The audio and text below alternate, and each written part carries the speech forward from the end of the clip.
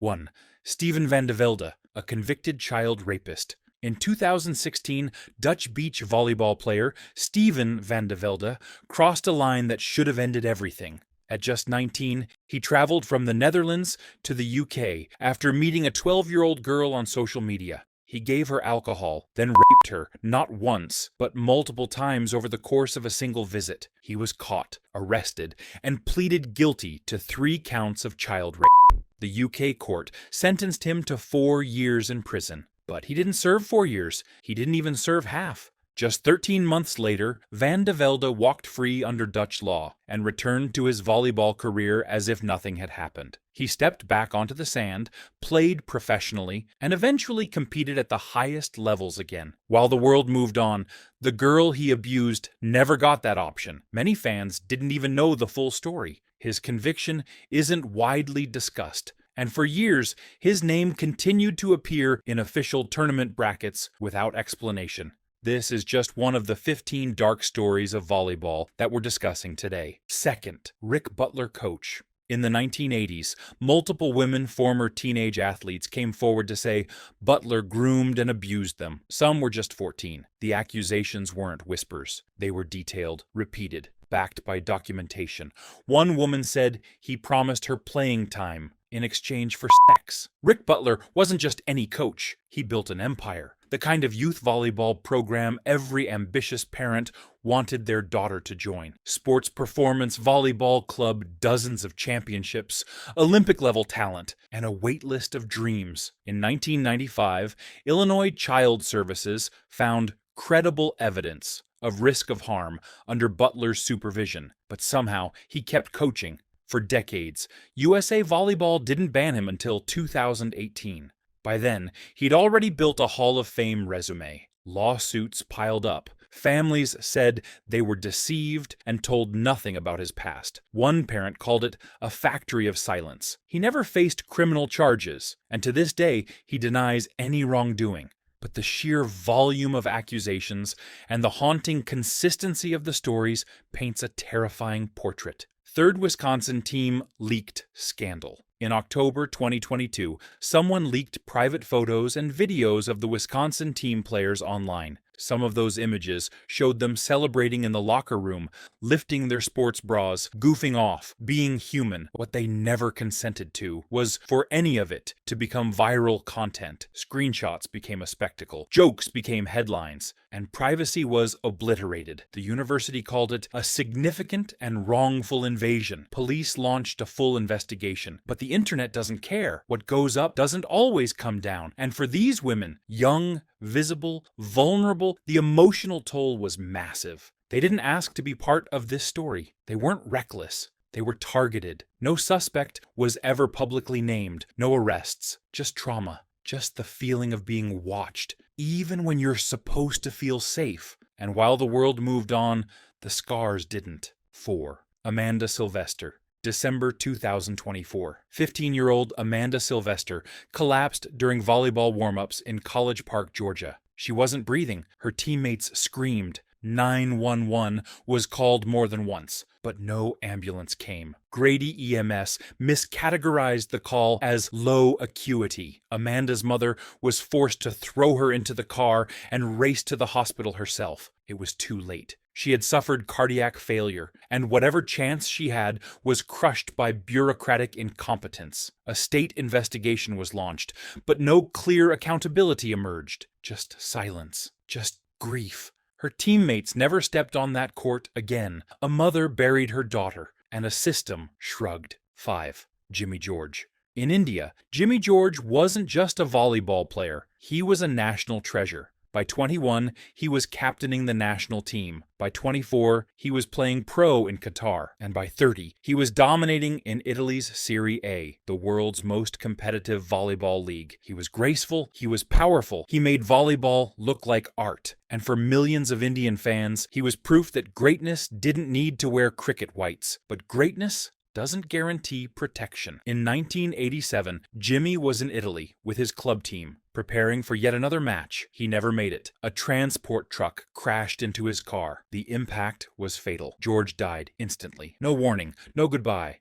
just silence. No tribute tournaments, no jersey retirements, just a legend erased in a blink. One of the best players the world never got to fully see. 6. Vigor Bovelenta. In March 2012, Italy's Vigor Bovelenta stepped onto the court for what would be the final time. A national hero, 6 feet 8 inches, over 200 caps for Italy's national team. He'd played in the Olympics, won European medals, and was still competing in Italy's second division at 37. That night, during a routine match for Volleyball, he told a teammate he felt dizzy. Seconds later, he collapsed, right there on the court, in front of his wife, his team, and a stunned crowd. Doctors rushed in, CPR, defibrillators. Nothing worked. He died in the hospital hours later from sudden cardiac failure. Just 2 days before, he'd played a full 5-set match. No signs, no warnings. The game never stopped for him. It stopped with him. And Italy lost more than just a player. They lost one of their giants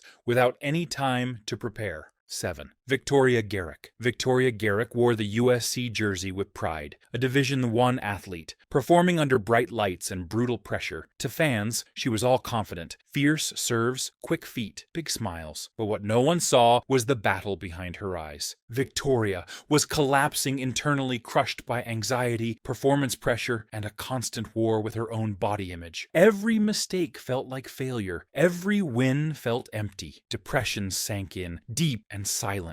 She hid it for years because in elite sports, showing pain gets you benched. It wasn't until she stood on a TEDx stage that people finally heard the truth. She called it the hidden opponent. And for the first time, athletes everywhere realized they weren't alone. But make no mistake, Victoria's story wasn't inspirational at first. It was terrifying, because even at the top, she almost lost herself completely. 8. Arrested for child pornography. In 2020, a certified USA volleyball trainer affiliated with youth development and club systems was arrested for possession of child pornography. Over 1,000 images. Many are violent. Some were children he'd worked with. Investigators found encrypted hard drives, deleted files recovered by forensics, and search histories that painted a man living a double-life wellness on the outside, absolute sickness underneath. Parents were devastated. USA Volleyball issued a brief statement, distanced themselves fast, and tried to assure everyone safeguards were in place. But the damage was done. This wasn't about just one man. It was about the cracks in a system that gave him access in the first place. 9. Brazil's volleyball corruption scandal. In 2014, explosive reports revealed massive corruption inside CBV Brazil's volleyball federation.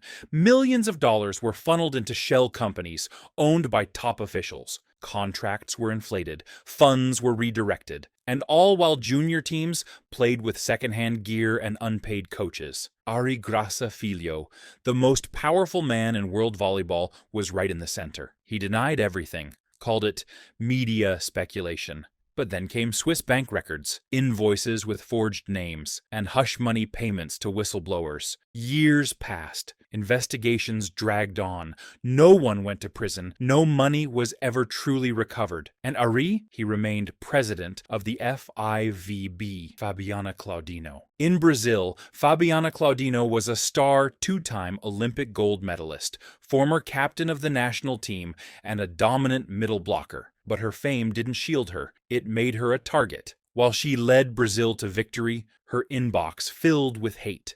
Anonymous accounts called her ugly, too muscular, too dark. Then came the stalking. Men showed up outside training centers. Someone leaked her phone number. One stranger called her over 100 times in a single week. She reported it, filed complaints. The response? Silence. No increased security, no federation statement. Just a quiet suggestion to stay offline. Even media coverage focused more on her appearance than her achievements. She was body-shamed on live broadcasts, her facial features and skin tone mocked under the guise of commentary. Fabiana never cracked publicly, but the message was clear.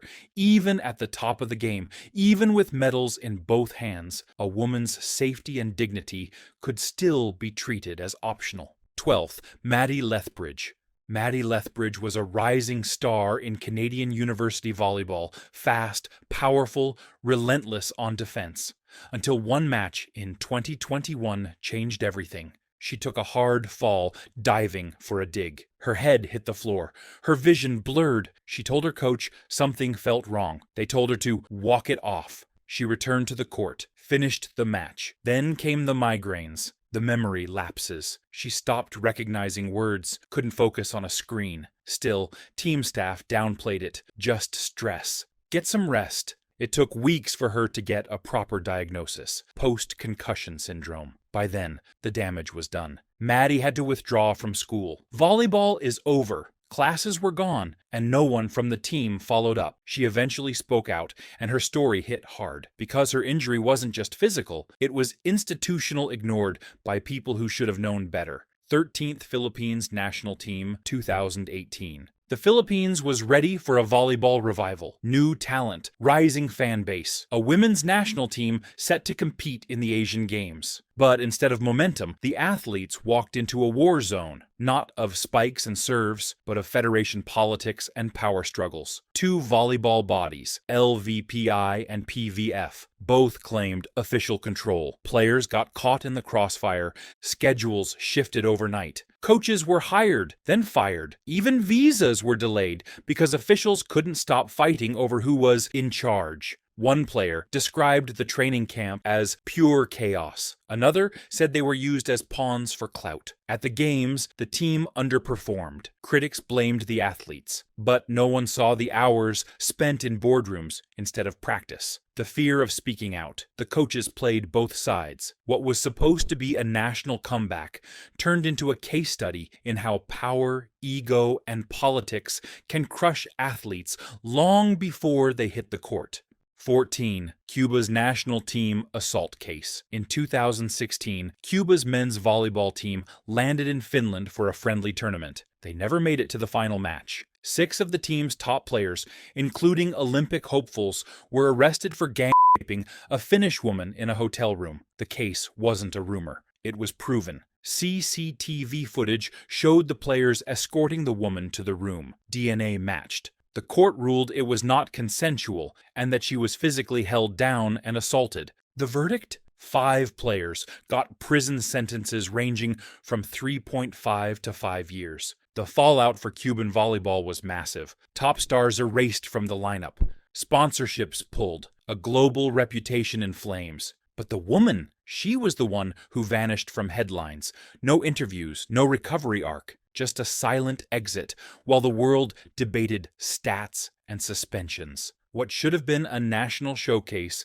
became one of the darkest chapters in the sport's modern history. 15. The silence around suicides in volleyball. In recent years, a chilling trend has emerged. Suicides among volleyball players, often young, often unexpected, and almost always misunderstood. In 2018, Japanese high school standout Nao Higashiyama took her own life just days after a tournament. In 2021, a South Korean professional player was found dead in her apartment. She was only 26. Earlier, in 2015, 17-year-old American player ended her life after months of online bullying tied to team dynamics. Each time, the reaction is the same: shock, condolences, and then silence. No institutional review, no mental health reforms, just a cycle of grief the sport quietly buries under medals and highlight reels. Volleyball has no central mental health protocol, no regular psychological screening. Pressure to perform is relentless. Body image, playing time, scholarships, injuries, social media. For some players, the weight becomes unbearable, and no one knows until it's too late. These aren't isolated tragedies. They're a signal that something is deeply broken in the support systems surrounding this game, and the scoreboard will never show who's silently losing off the court. These were just 15 of the darkest stories in volleyball, not game highlights, not medals, but the moments the spotlight avoids. Because behind the jumps and cheers are lives, broken, buried, or barely surviving. If you want more stories they won't show you on the broadcast, hit that subscribe button and stay with us. Because some truths don't fade when the match ends.